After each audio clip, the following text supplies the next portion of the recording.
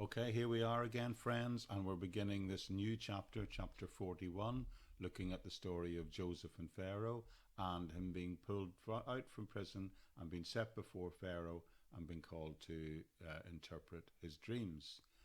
And this is the first of what I think will be 3 days spent in this chapter. And I'd like to look at these opening verses and give it the overarching thought of calling it the providence of God. Now, it's not unusual to have something happen in our lives that we think at the time is relatively unimportant, but it later turns out to be, in fact, rather important. A simple illustration of that happens all the time. Sometimes a boy meets a girl and they just happen to have, the paths happen to cross. Neither one of them perhaps at the time think much about the encounter, but over time, those same two people end up getting married. We've all heard stories like that. So it's just an ordinary event at the time, an ordinary meeting in the lives of ordinary people, but in retrospect, it turns out to have been a major important event. Now, in a different way, the same sort of thing happened to me as a 17-year-old teenager growing up in Northern Ireland in the 1970s.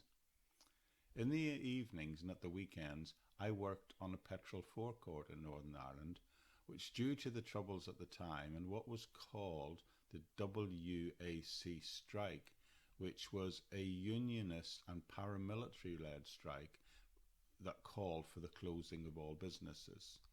Petrol stations were allowed to stay open, but petrol rationing was in place. And I, as a 17-year-old, found myself in a situation where people were queuing for miles around the block to get petrol, and there were a great many arguments and conflicts on the court. Not just about people taking trying to take more petrol than they were allowed to and breaking the rationing rules, but also people who had queued for hours and their position being stolen or taken in the queue. And I found myself in a situation one evening chatting to a chap who appeared rather elderly to me, but a friendly chap, when an argument broke out at one of the pumps, which I, as a young man, had to take a sort of control of and separate these two individuals who were almost coming to blows, and make sure and arrange and calm the situation down and make sure that both of the people got the petrol that they were entitled to and that things would progress without further incident. Now, interestingly, that old man in what was a very nice car, I have to admit, I didn't know who he was at the time, and it turned out he was the regional director of the UK's largest insurance company at that time, and he offered me a job on the spot. No need for an interview. I didn't want to know my educational background. He offered me a job in a customer-facing role within the organisation that he had responsibility for. So at the time of meeting him and just chatting about his car and about the situation, it turned out to be one of the most important events of my life. Now, maybe things like that have happened to you. The illustrations can be endless, but what is surprising is that the Bible teaches that God uses these situations and works exactly in this way, in these types of situations, in order to accomplish his will and in order to accomplish his plans and purposes for us in our lives. And that's the concept that I'm wanting to talk about tonight. That is the idea, the thinking I want to draw out of this opening passage of Genesis 41. This sort of thing is very common in the Bible. In fact, it's so common that theologians have come up with a word for it. Now, we don't hear so much about these days, but if you were to study theology, experts will talk about what they call the providence of God. The idea that God is working behind the scenes. It's seen as the other side of the coin of God working supernaturally, in the fact that God works providentially. Now, when God works supernaturally, it's usually unexpected, it's dramatic, and it can even be miraculous. But what is often missed out, particularly in these days, I feel, is that God works, and in fact the majority of how God works in our lives are by entirely natural means. He uses events that at the time you might think are not that important. They're just part of the everyday goings on in your life, but the things at the time that seemed relatively minor can end up for you being major, and in the fullness of time you can see God's hands in and through them. In fact, there's a whole book in the Bible written about such things, and people struggle to come up with an understanding of why that book is in the Bible and what its purpose is. Well, the book of Esther, the subject of the book of Esther, the whole subject of it is in fact the providence of God. It exists to show the providence of God and his moving in the everyday events in the lives of individuals and in a society and the individuals within it. But another illustration of this type of situation, I think, is in here in Genesis chapter 41. And that's what we're going to look at together, not just today, but for a couple of days. Now, you'll probably remember that last time when we left off, we left Joseph still in jail. So we're opening up Genesis chapter 41, and Joseph at this point we know is still in jail, and he's been there for some time now, and the length of that time will be clarified for us in a moment. It's important, in fact it's imperative that we know that Joseph is still remaining in jail as we begin to read this chapter, because in this one chapter we will see Joseph go from being a prisoner to prime minister, and that transformation will happen overnight.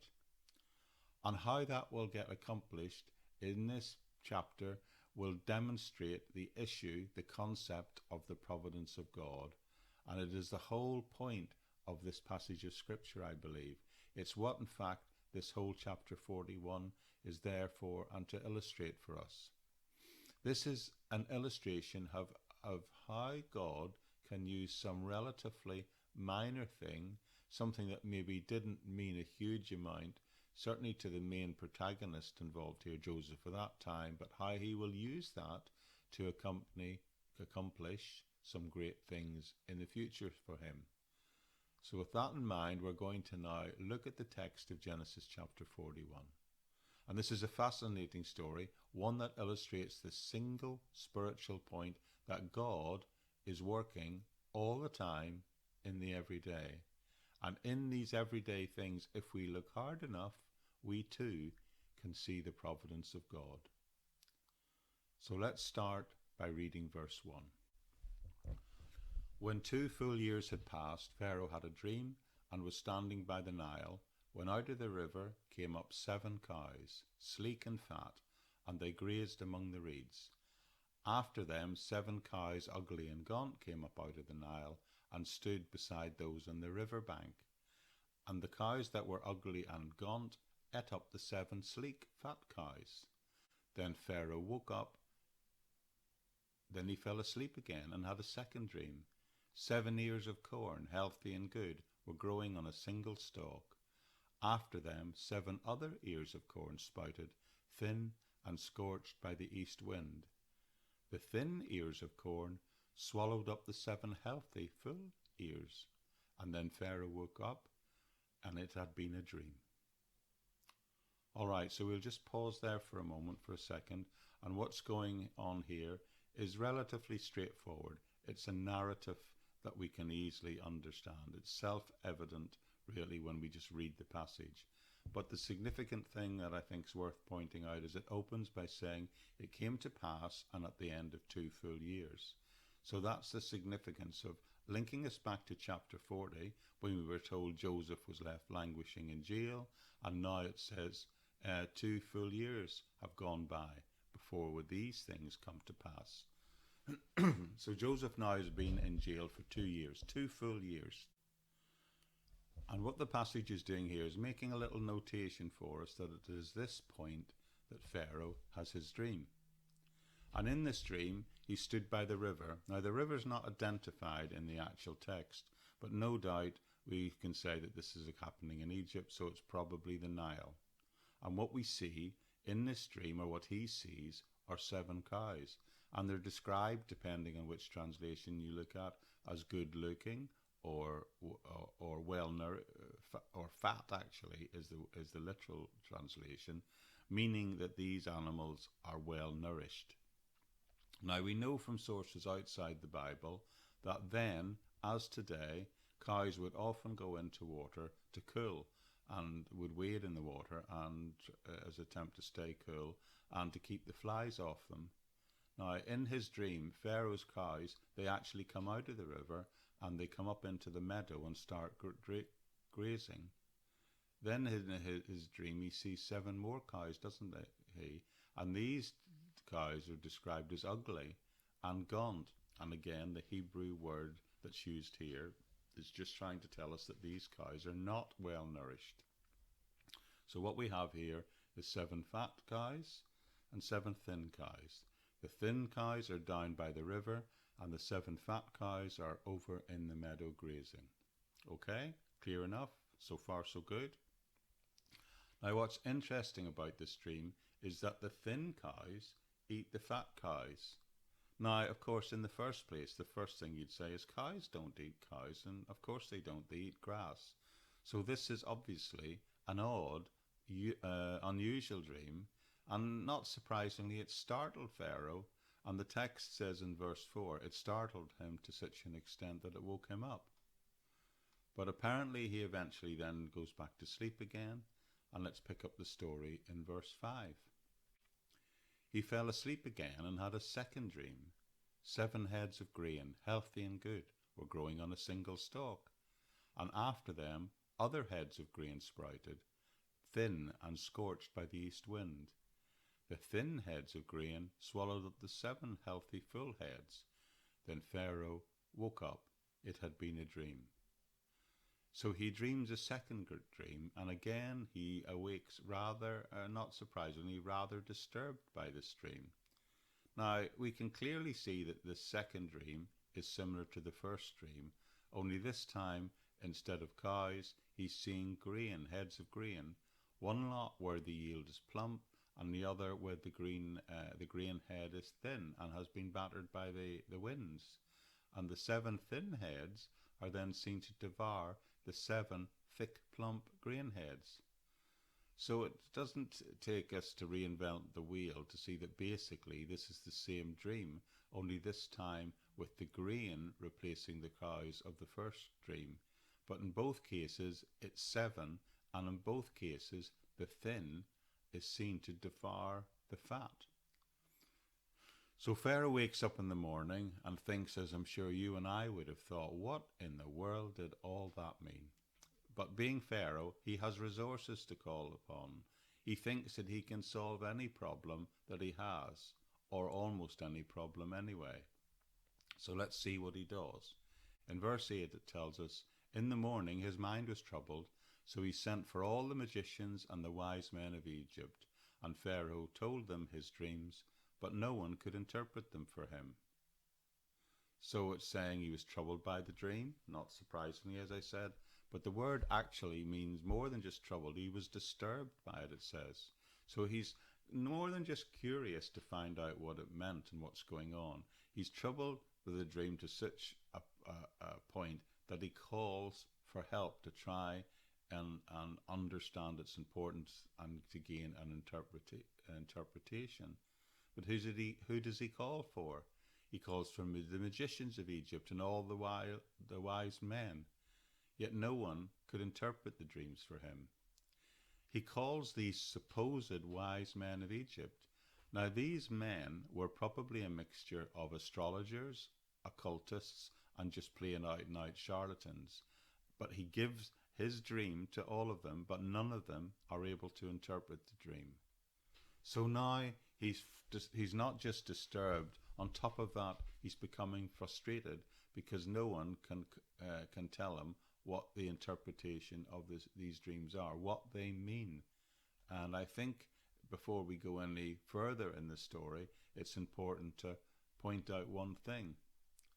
I would like to suggest that God probably gave him this dream, and that Pharaoh knew that he knew that these were important, meaningful dreams that he had been given, and that he needed to know what they meant. Now, the fact that God gave him the dream, that's going to become self-evident as we progress further into the story. But what I think is interesting is that all these supposed wise men, pulling all these supposedly intellectual resources at his disposal in around him into his court, these supposed wise men still couldn't understand it or interpret what it meant. And we shouldn't be surprised by that, because the Bible teaches on many places that unbelievers don't understand God. Excuse me, they don't understand God's word, they don't understand God's will, and they don't understand the way God works. They just don't understand it, and they can't imagine how God is working here and what is going on and what it might mean.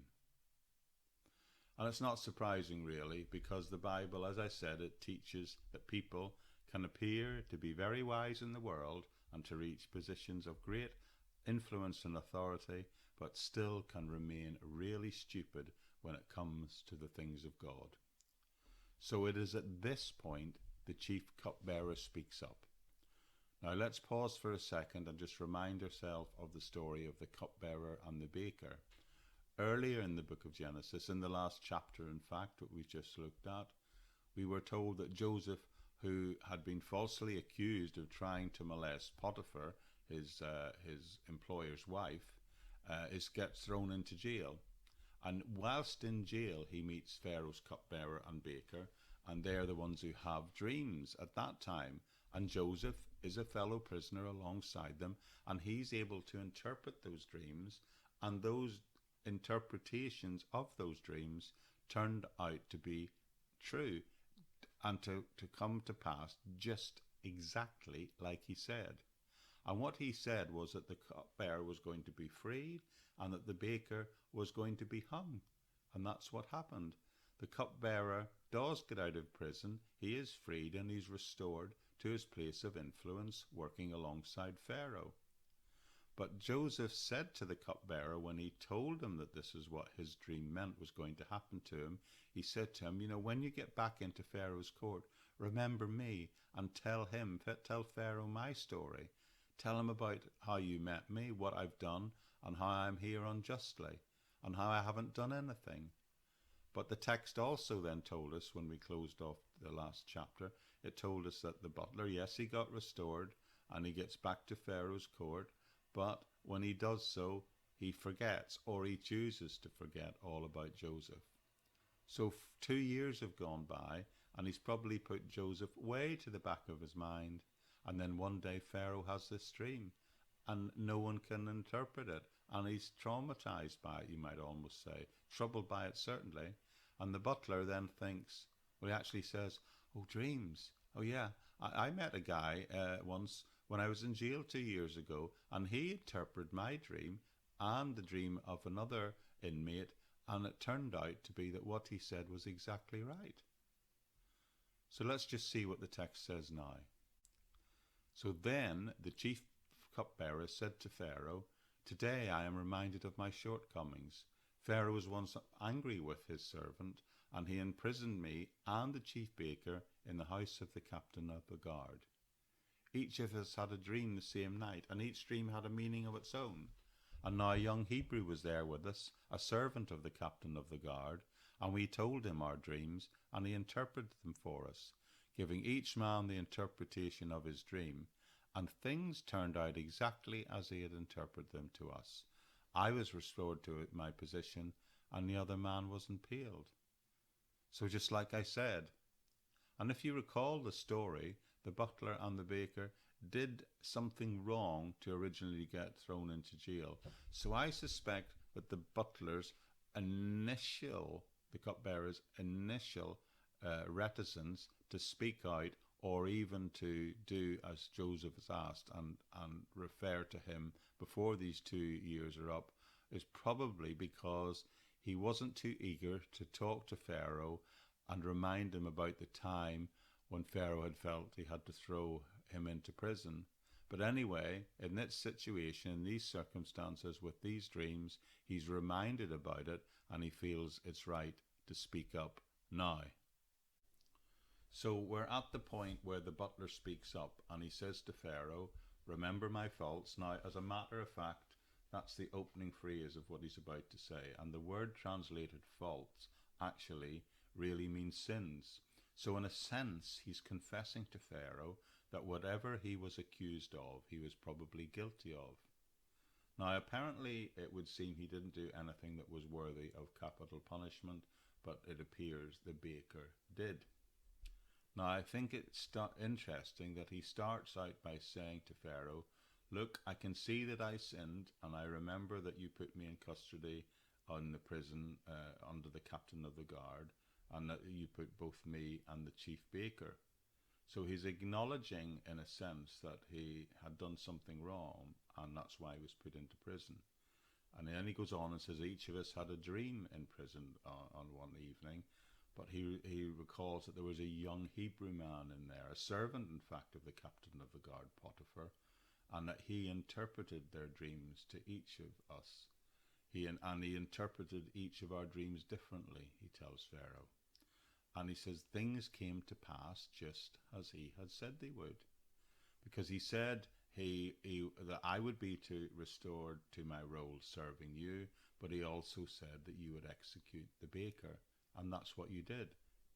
Pharaoh had done exactly as Joseph had interpreted. So the cupbearer now tells Pharaoh this, and he says, "Look, I just happened to meet this guy in jail, but he might be of service to you.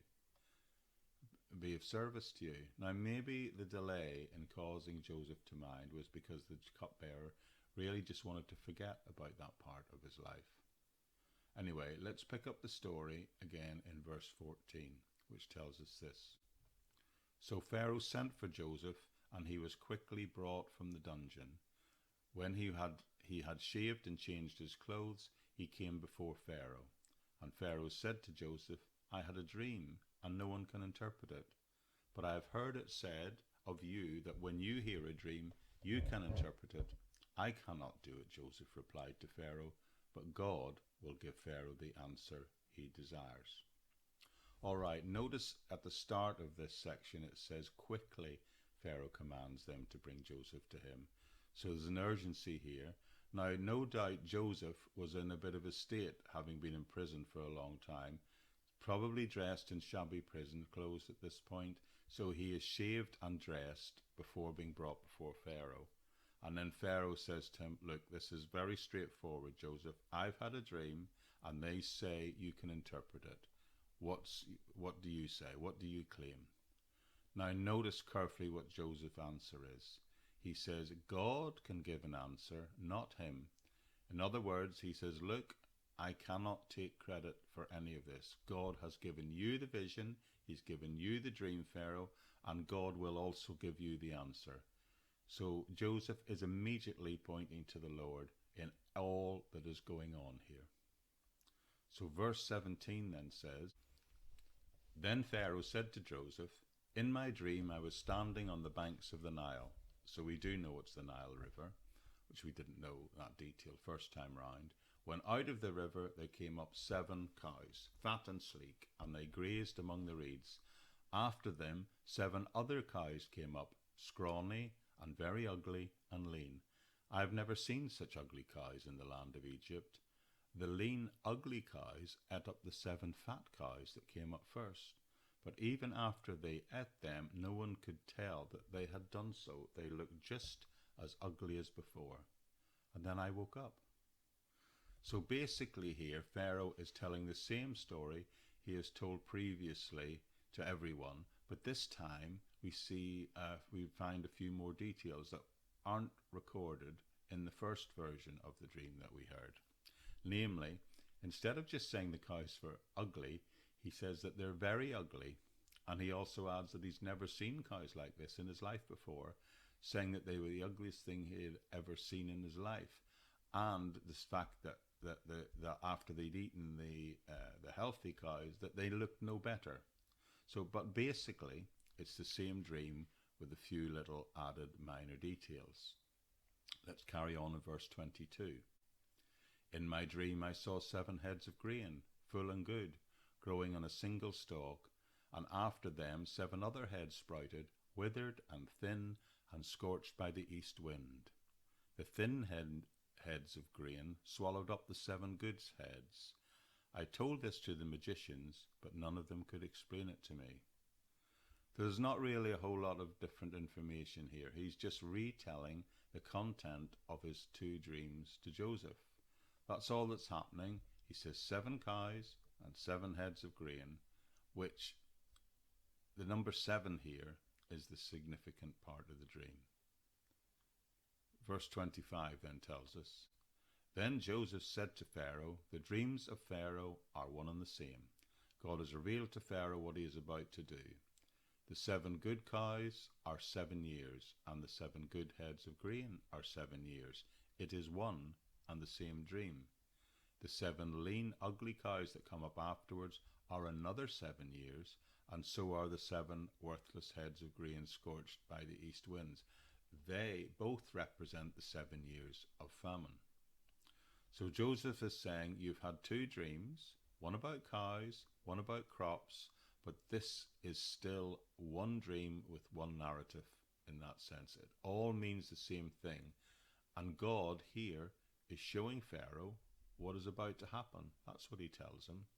So Joseph is saying the 2 dreams both involve 7 years, and that's the important point here.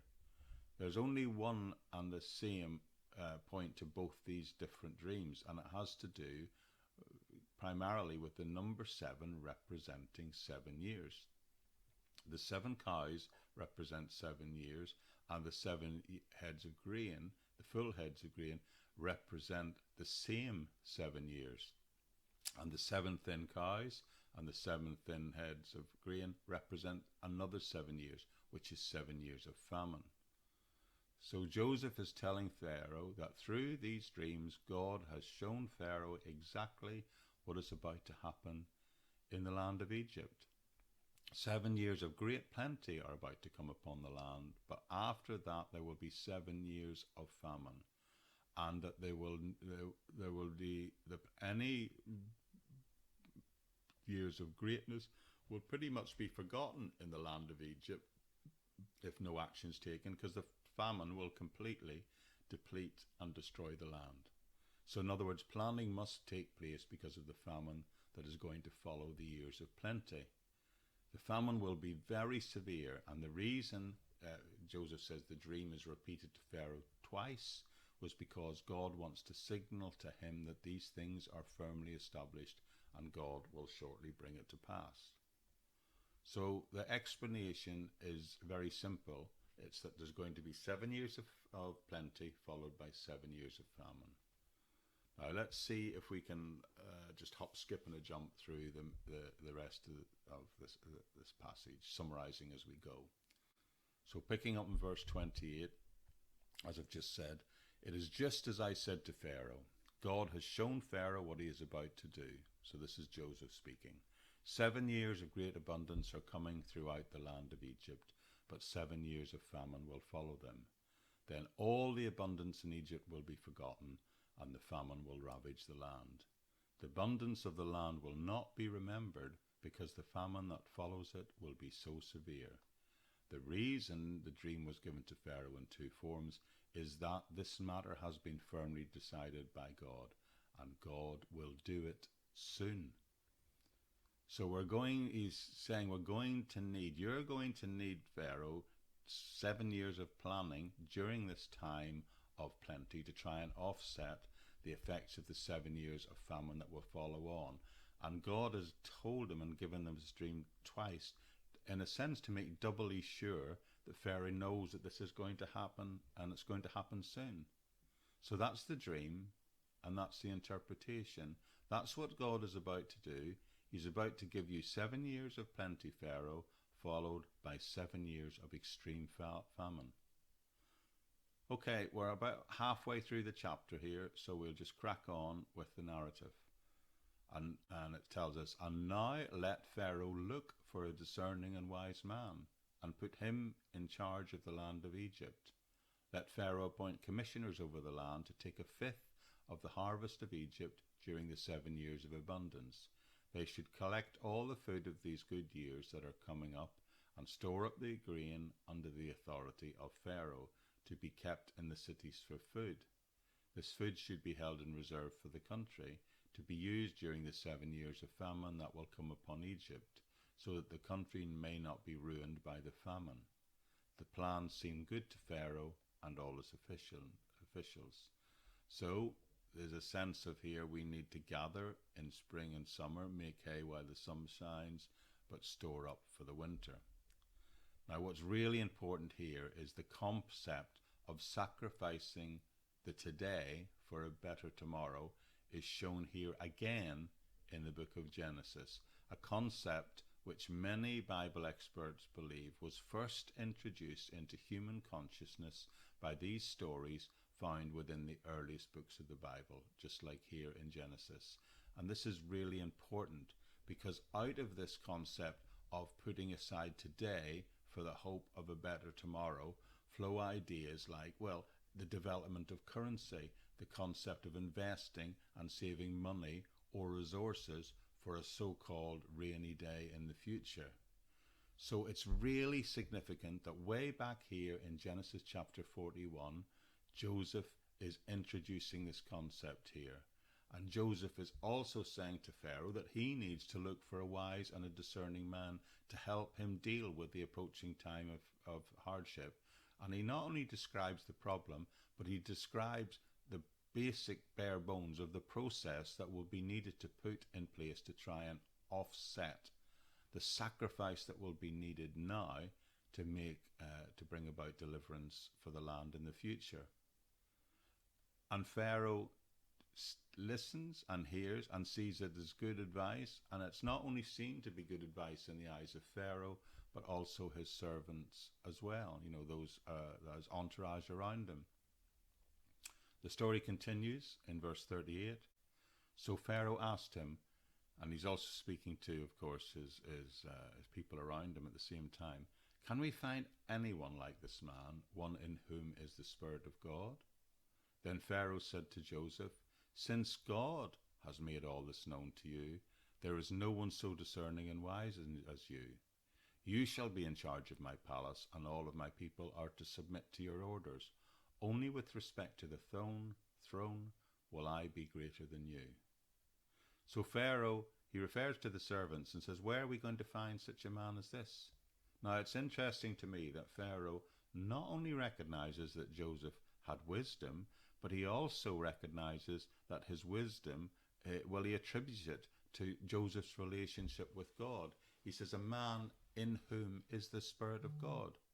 I think what he's recognizing is that Joseph was a wise person, yes, but what he had was a godly wisdom. The story continues. So Pharaoh said to Joseph, I hereby put you in charge of the whole land of Egypt. Then Pharaoh took a signet ring from his finger and put it on Joseph's finger. He dressed him in fine robes of fine linen and put a gold chain around his neck. He had him ride in a chariot as his second in command, and people shouted before him, make way. Doesn't that remind you of the dream that he had with his brothers? Thus he put him in charge of the whole land of Egypt. Then Pharaoh said to Joseph, I am Pharaoh, and without your word no one will lift a hand or foot in all of Egypt. So Pharaoh has put him in charge of the whole land of Egypt and tells him that without his consent no one can lift a hand or a foot in the land. No one can do anything without his permission. This means that he doesn't just get appointed to some ancient version of a minister of agriculture. Pharaoh has actually made him vice president, if you like, deputy prime minister in the whole land of Egypt. The only person who will be more powerful to him in the land will be Pharaoh, the king himself. And everyone is going to have to bow their knees to him. That's a throwback to his his first dream that he gave to his brothers, isn't it? And also the sign of his authority will be signalled from the fact that he's given him a signet ring and a gold chain to put around his neck. And he also gives him a robe and a royal chariot to ride in. So here we have a young man, Joseph, who's gone from being prisoner to vice president in an afternoon. And it all happened just because 2 years previously he met someone in jail. In fact, it only happened because he met the cupbearer while serving time in jail and was able to use express his God-given gift to interpret that man's dream, that all of these things have come to pass. Something which I would suggest probably at the time seemed a fairly minor event in the life of Joseph has meant that all these amazing things have come to pass and happened to him later. Vice president overnight. He spent 2 years languishing in jail, and then bam, all of a sudden he's promoted to second in command in all of the land of Egypt. Wow, what an amazing turn of events. So to remind us where we are, we have this young man, Joseph, here. He's gone from being a prisoner to vice president in just one day, just because he met someone in jail. Something that was probably a minor incident to Joseph at the time, certainly considered alongside the catastrophic personal events he had experienced, and also considered alongside the amazing things that would happen to him in the future, like becoming it's like him becoming prime minister to our queen overnight. So the actual situation, the day in prison where he interpreted the dream, would probably have seemed quite normal and insignificant. But even after that thing happened, he waited in jail for more than 2 years, and then suddenly, bam, he's called out of it, and following his conversation, his interpretation of Pharaoh's dream, he's put as literally in second command of all of the land of Egypt. Now we're going to press on here and get to the end of chapter 1 in these 3 studies and I'll just continue reading the main narrative in the text, and we're picking up where we left off last time at Genesis chapter 41, which tells us this. Pharaoh gave Joseph the name Zaphanath-Paneah and gave him Asenath, daughter of Potipharah, priest of On, to be his wife. And Joseph went throughout the land of Egypt. Joseph was 30 years old when he entered the service of Pharaoh, the king of Egypt. And Joseph went out of Pharaoh's presence and travelled throughout Egypt. Excuse me. So verse 45 tells us that Joseph was given a wife. And what's significant about that is it also tells us that she's the daughter of the priest of a city called On. That shows that he's not only given political authority in this situation, but he's been given social standing as well.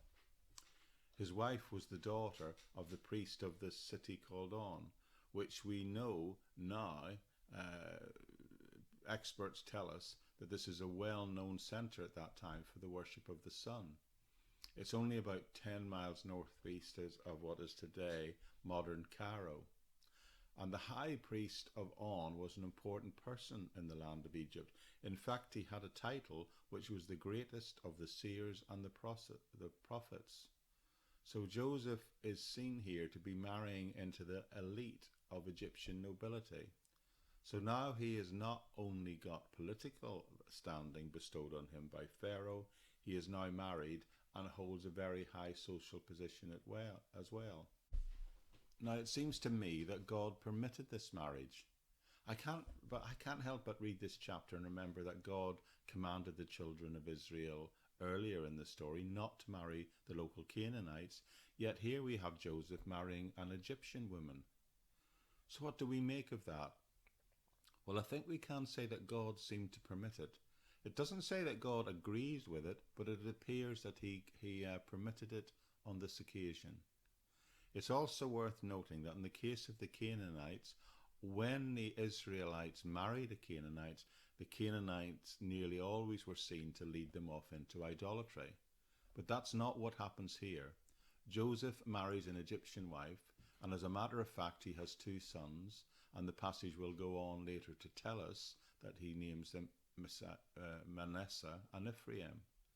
But note here, it is also telling us that he trained them to serve the true and living God. And we will discover later on that he did that to such a degree that they will be seen to be later to become part of the 12 tribes of Israel. Someone I read once said that only a man like Joseph, schooled in adversity and sorrow, could meet such a sudden elevation to a high position without sort of falling victim to pride or self-exaltation. So it would seem that his rigorous approach to maintaining his faith, to staying level-headed in all situations, and staying true to the one true living God, enabled him to encounter this success without succumbing to its temptations. And of course, it is very likely that he would have handed on this sincere, dedicated faith onto his two children. He had these sons, yes, but it tells us they did not serve idols. But meanwhile, at the same time, we are told that the famine was extensive. It covered not only the entire land of Egypt, but the region. And it also informs us that when people became hungry and they asked for food, they were sent to Joseph. And it says, everybody in the land was instructed, and all the sort of layers of officialdom and administration were instructed to do whatever Joseph told them to do, so that they could comply. In other words, the whole nation would have to comply with whatever plan he put into operation to deal with this famine. Let's continue reading the text all the way down to verse 52. During the 7 years of abundance, the land produced plentifully. Joseph collected all the food produced in those 7 years of abundance in Egypt and stored it in the cities. In each city he put food grown in the fields surrounding it. Joseph stored up huge quantities of grain like the sand of the sea, and it was so much that he stopped keeping records because it was beyond measure. So this is where we see how the plan to ensure the survival of Egypt is administered within the nation. Carrying on, before the years of famine came, 2 sons were born to Joseph by Asenath, daughter of Potiphar, the priest of On.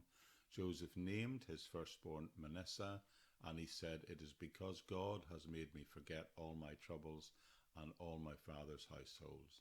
The second son he named Ephraim, and said, "It's because God has made me fruitful in the land of my suffering." So we know Joseph predicted exactly what would happen, and because of that he was not only able to save Egypt, but it also turns out other people as well, able to help those from adjacent lands, because this famine was engulfing the whole region. And this is the bare bones of the story now that we've got through. It actually continues, it carries over into the next chapter, and we really only get to see how significant these events will turn out to be in the life of Joseph later on. But not only in his life, is going to have a huge foundational importance for the nation of Israel, and we'll find that out later. But before we get there, I'd just like to talk about and close off what happened in this chapter. And I believe this chapter is telling us and showing us that the Lord providentially used the interpretation of a dream to put Joseph in the period of a single day to raise him to second in command of all of Egypt, and to make him the successful administrator of what today we would probably call an international food program. And then in the longer term, he is seen to give him 2 sons, who will then become part of the nation of Israel.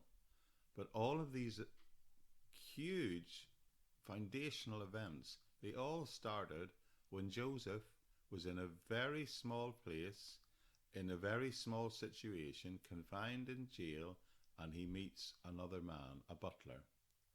And I think that this narrative shows, it's an amazing example of the way that God providentially works. You see, the doctrine of providence says that God works behind the scenes, hiding himself from the view of those who have no faith, but working things out and taking care of his own in the long term in a way that they can see, but usually only in the fullness of time. It is God using natural means to accomplish his will in our lives. In the providence of God, he will train us. He will train his children and place us in situations that only later we may come to recognize his providential hand at work in our lives. Sometimes he will even place some people in positions of influence and service so that they can be used, to bring about his purposes in wider situations, maybe even be used to bless the wider society in which they live. One commentator I read said the message of this passage is that God may even control the fortune of a very nation in order to protect and provide for his covenant people, for the people of the promise. That's you and me, friends. Clearly God is working here in this situation for Joseph, but he's not really working supernaturally here, except in the intensely personal experience of dreams, but providentially he is working through other people and societal circumstances around them, and that's really what the text is saying. That's acknowledged clearly in the text, which is why Joseph is heard to say, God gave you the dream, and God will give the interpretation also. God worked through the dream only because people responded to the interpretation of the dream in the wider society around and allowed the person who had the gifting to serve. But all of this all came about simply because one day Joseph met a butler in jail. Now I want to put this into practical perspective, and I think it's worth getting the balance right here. I do believe that there are some preachers today who really get caught up with the idea that God works supernaturally, and that's how he's seen to work all the time. So I'd like to deal with that question, well, by asking the question, does God work supernaturally? And of course he does. Yes, God does miracles. They're in the Bible. There's no getting away from that. I don't doubt that God works that way then, and he can still and does work that way today. No doubt of that, but I believe we need to hold this idea, this way of thinking, and keep it in perspective. I sometimes in my life, occasionally, have got frustrated by preachers who appear to promise miracles in the lives of people in their orbit, and then when those miracles don't happen for those people, I see those people get disheartened. I don't say I see it all the time, but I've seen it often enough that it provoked me to go and study the Bible and see what it actually has to say about miracles and exactly when and how those miracles occurs. One of the things I did was lay out a timeline of all the miracles in the Bible. And one of the things that I discovered from that process is that clearly they don't happen every day. Not in the Bible anyway. If you listen to some preachers and evangelists, they make it sound to me like the only way God will work in your life is through the miraculous, and that's how he does it all the time. But if you actually read the Bible, you have to admit that that's not the way God works. He does the miraculous, but it's not the way he works, not all the time anyway. As a matter of fact, if you take the whole Bible, there are specific time periods where we see miracles disclosed, revealed and discussed, but in the greater picture of the whole Bible, they're sort of relatively few. I'm not sticking rigorously to that, but I would say that usually God brings his purposes to pass in our lives today by normal, natural means that only the eyes of faith can see, but through the eyes of faith we can see that he's been at work in our lives. And it was in this way that God prepared for the coming of Joseph to his position of authority. And I think that's a useful, healthy perspective to have. You see, in the Bible, there are these periods of miracles scattered over probably about 1600 years. Moses to Joshua, Elijah and Elisha, and Jesus and the apostles, and then the prophetic end times miracles described in Revelation. And that's it. You've got these periods coming 1600 years, and Bible experts say that those intensely miraculous periods, they lasted no more than 100 years each. So my point is, let me make it clear, I'm saying God uses miracles, but it is not the usual way we will experience him in our everyday lives. He works all the time, and he works always with us, and he is working all the time, every day, through natural means, and that is what is called the providence of God. He's working behind the scenes, and our job is to remain faithful and to exercise the spiritual gifts and to trust in the Lord for the results. And that's quite simply exactly what Joseph did here. He did what he could, and he trusted the Lord. And for the rest, he just sat back and waited and saw what God will do. And for us too, there's no telling what God might do and how he might use us if we just trust in that and live our lives with that perspective. Joseph exercised his unique spiritual gift in prison, and look what happened to him. He ended up prime minister of a whole nation. So God used these ordinary circumstances to elevate Joseph, and we're going to see in the coming chapters that he is going to use this man Joseph to save the whole nation of Israel, and thereby God's covenant salvation plan for the whole world. And that, of course, includes you and I today. Using him, and it all launched off with just a little thing that started by him interpreting a dream for one of his cellmates. That's the way God works, all the time.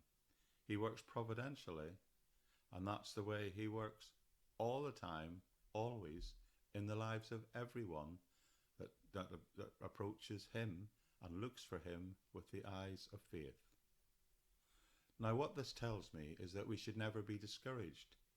Now, you may be discouraged if you spend your life constantly waiting for a miracle and then don't see God do that for you.